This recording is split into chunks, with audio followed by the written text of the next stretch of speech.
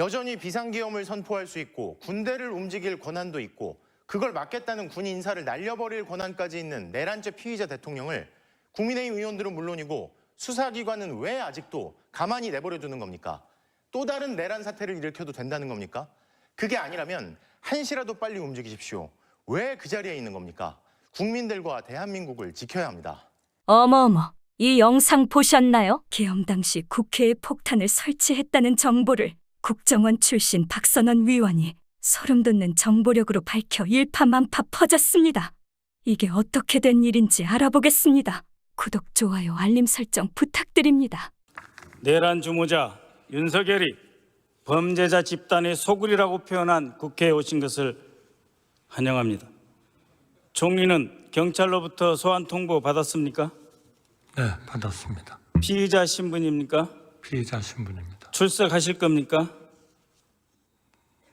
예, 저 수사 절차에 따르겠습니다. 방문 조사 받으실 겁니까?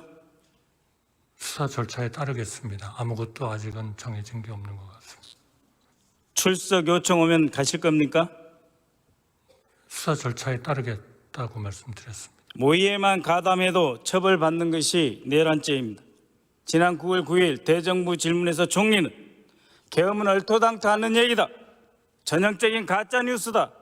두 번이나 집권했던 야당이 그런 생각한다면 국민이 분노할 거다 하셨죠. 당시 답변에 대해 어떻게 생각합니까? 그렇게 믿었고 그것이 이루어지지 않은 데 대해서 부끄럽습니다. 총리는 국무회의 부의장으로 헌법 제89조에 따라 국무회의를 소집하고 국방장관이 건의하는 계엄령에 대해 필요성, 대상, 범위, 기관 적어도 4가지 심의했어야 합니다. 국방장관의 사전 보고 받았습니까? 못 받았습니다. 국방장관이 국무회의 석상에서 계엄 필요성 정식으로 건의했습니까? 없었습니다. 어떤 심의를 했습니까? 아무런 심의도 하지 않았습니까? 네, 정식 심의는 없었습니다. 회의록 없지요? 없는 것으로 알고 있습니다. 회의록 없는 국무회의가 국무회의입니까? 네, 절차적 하자, 실질적 하자가 있습니다. 총리는 국무회의 직후 6분 뒤에 계엄 업무에 들어간 것입니다. 인정하십니까? 저는 그 부분에 대해서는 대통령 계엄 선포 이후 한 모든 행위는 계엄 임무에 종사한 것입니다. 인정하십니까? 계엄 업무는 군이 아마 받아서 한 거 아니겠습니까? 모든 내각이 다 계엄 업무에 종사하게 되어 있습니다. 비상계엄입니다. 헌법 제71조에 따라 대통령의 직무수행이 불가능해져 총리가 권한대행이 될 경우 권한대행이 계엄을 선포할 수 있습니까? 없습니까? 전 그 법적인 것은 잘 모르겠지만 대행이면은 해야 되지 않나 싶습니다. 그러나 권한 대행이라는 것은 항상 어떤 한계를 가지고 대개 관리를 중심으로 했다. 새로운 일을 벌리기보다는 저는 그렇게 알고 있습니다. 권한대행이 돼도 계엄 건의가 오면 하겠다는 뜻인데 아닙니다. 2017년 박근혜 탄핵 정부 당시 기무사는 의원님 아닙니다. 잠깐만요. 현 시국 관련 대비 계획이라면서 비상계엄 선포 검토하고 67페이지가 넘는 계엄 세부 계획을 마련했습니다. 그때는 박근혜가 탄핵 중인 상태였습니다. 당시 기무사가 황교안 대통령 권한대행의 비상계엄 선포를 검토했다는 것입니다. 화면 봐주시기 바랍니다. 대통령 권한대행의 비상계엄 선포 준비문입니다. 총리, 이 자리에서 약속하세요. 권한대행이 될 경우 비상계엄 선포할 것입니까? 제2의 계엄 사태 만들 것입니까? 정해지지도 않은 일에 대해서 말씀드리는 것은 어렵습니다. 기본 태도이자 입장을 묻는 것입니다. 아니, 어렵지만은 이런 일은 절대로 없도록 하겠습니다. 절대로 없을 것이라는 계엄이 일어났습니다. 가짜 뉴스라고 하지 않았습니까? 죄송합니다. 그거는. 총리, 어제 국방위에서 곽종근 전 특전사령관이 윤석열로부터 국회 문을 부수고 들어가서 안에 있는 의원들을 끄집어내라 지시를 받았다고 했습니다. 알고 계시죠? 네, 그 모든 것은 수사 과정. 들었습니까? 못 들었습니까? 뭐 뉴스에서 봤습니다만은 그 그렇죠. 모든 것은 707 수사 특임단이 과정을 통해서 밝혀지리라고 생각합니다. 707 특임단이 국회의 문을 부순다는 것이 무슨 뜻인지 아십니까? 제가 그거를 추측을 하지는 않겠습니다. 수사 과정에서 밝혀지리라고 생각합니다. 사진을 봐주시기 바랍니다. 현장에서 찍힌 통로 개척용 산탄총입니다. 문을 파괴하는 장비, 문 뒤에서 바로 저곳에서 사람이 막고 있을 경우 심각한 사상자가 발생할 수 있는 무기입니다. 더 심각한 것은 당시 투입된 병력이 통로 개척용 폭파 장비를 가지고 있었다는 것입니다. 폭약을 들고 국회에 투입됐다는 것입니다. 총리, 어떤 인원이 누가 폭파 장비 갖고 있는지 파악했습니까? 모르시죠? 보고받지 않았습니다. 바로 저 사진입니다. 707 특임대 조끼에 있는 파란 줄, 저것은 폭파장치의 내관입니다. 내관은 폭탄을 폭발시킬 때 쓰는 것. 국회에 폭탄을 들고 왔어요. 자, 산탄총으로 쏘고 들어오고 폭탄으로 파괴하고 유혈사태가 일어나기 직전, 그러나 그 유혈사태 지시를 윤석열이 한 것입니다. 그러면서 이들은 북한의 중도의 도발, 우는 북한의 위협을 강조하면서 심각하게 시나리오를 준비하였습니다. 즉 2017년 기무사가 작성한 시나리오 그대로 어떤 계엄도 북한 관련 상황으로 위장해서 준비한다, 그렇게 실행하였습니다. 총리, 국정원 제1차장이 내란 수괴 윤석열 씨로부터 방첩사의 정치인 체포를 도와주면 국정원 대공수사권을 회복하겠다는 지시를 받았다는 사실 알고 있습니까? 제가 지금 하나하나의 사안을 확인하기는 어려운 점을 이해해 주시기 바랍니다. 이 모든 거는 수사가 진행이 될 것으로 그렇게 생각합니다. 네, 화면을 한번 봐주시기 바랍니다. 이 메모는 홍장훈 국정원 1차장이 윤석열의 전화를 받은 이후 여인영 전 방첩사령관과 작성하면서 만든 메모입니다. 일부는 본인이 통화하면서 보좌관에 불러줘서 보좌관의 글씨가 함께 들어가 있습니다. 홍장원 1차장은 내란 사건 당시 윤석열로부터 방첩사의 정치인 체포를 도와라 지시하였고, 그 지시를 받아 여인형과 통화했고, 여인형은 체포조로 나가 있는데 검거 대상 소재 파악이 안 된다, 위치 추적과 함께 검거 지원을 해달라 하는 요청을 받았다고 밝혔습니다. 대통령이 자신의 직속기관인 국가정보원 1차장에게 법에도 없는 대공수사권을 미끼로 불법 계엄 가담을 거래한 것입니다. 한번 보십시오. 이재명 대표, 박찬대, 정청래, 우원식 의장, 한동훈, 김민석, 딴지일보 김어준, 조국 다 들어있습니다. 김명수 전 대법원장, 권순일 전 대법관 겸 전 중앙선거관리위원장, 민노총 위원장, 이름 이상의 중앙선거관리위원도 한 명 더 있었다고 했습니다.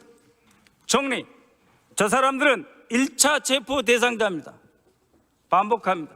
저 사람들은 1차 체포 대상자입니다.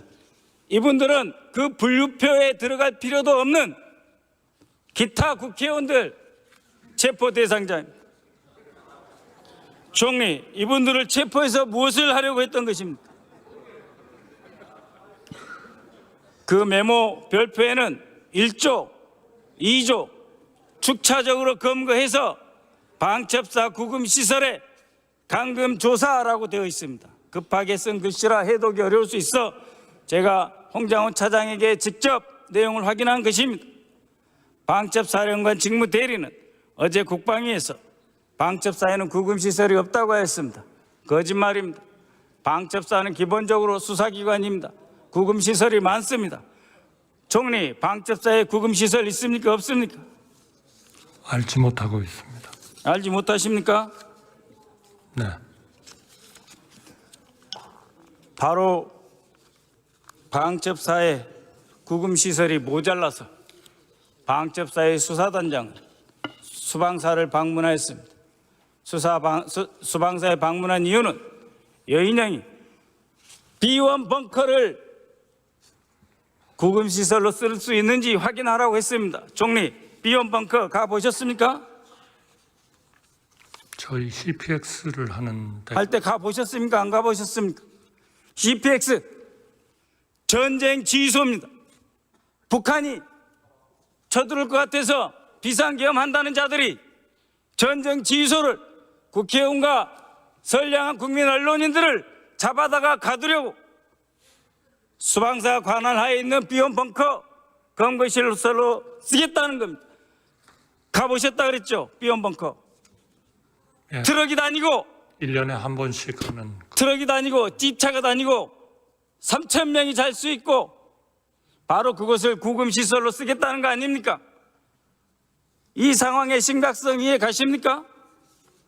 네, 모든 건 수사 과정에서 밝혀질 것이라고. 네, 중앙선관위원장님 잠깐 뵐 수 있을까요? 나와 주십시오.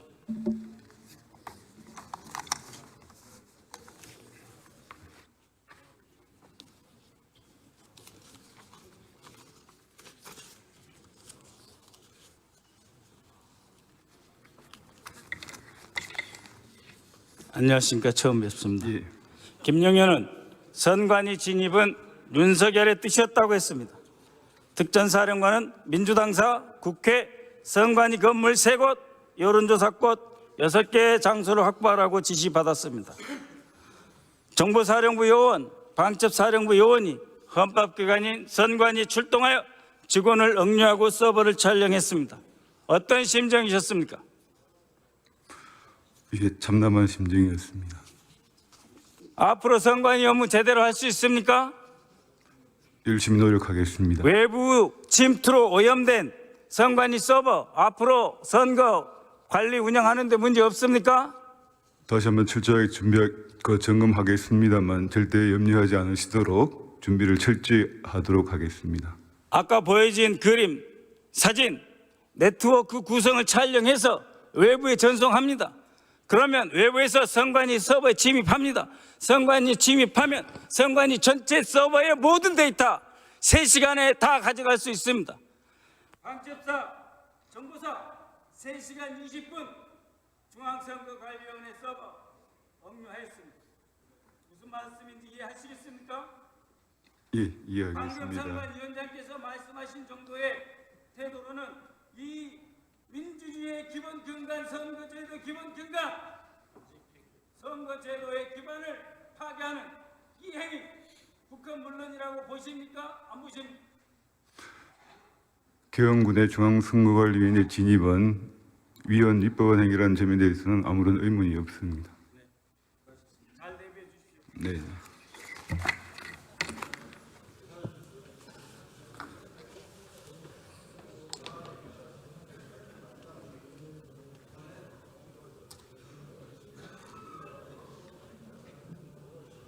존경하는 의장님, 존경하는 선배, 동료 의원 여러분, 저는 진실로 다시 말씀드립니다.